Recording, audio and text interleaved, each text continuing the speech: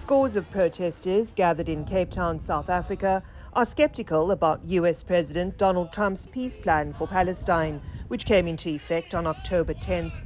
It was meant to guarantee a ceasefire and access to aid. But several organizations have noted that the killing is continuing. That's the fundamental problem with this Trump peace plan, which is not a peace plan at all. And as I said, it's literally the final solution for the Israelis as part of its genocidal program. That's what it is. And as you can see, there's very little, no relief for the Palestinians. In fact, Israel is still bombing and killing Palestinians daily in Gaza. 3-4 weeks ago, since that peace plan was adopted, and worst of all, by the UN Security Council.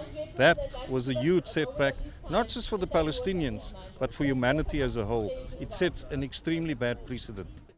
To mark today and honor all those who have died in Palestine, one of the protesters asked people to knit squares to make these.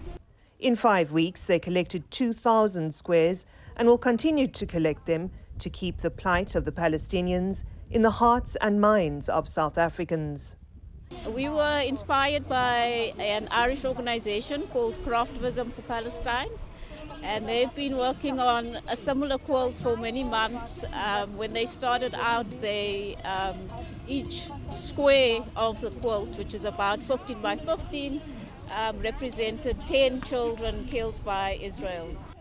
Will we be back here next year on International Day of Solidarity with the Palestinian people, still fighting for their rights and calling for an end to Israel's killing?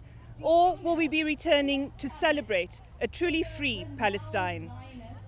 The protesters here certainly hope the latter is true. Vicky Stark, TRT World, Cape Town, South Africa.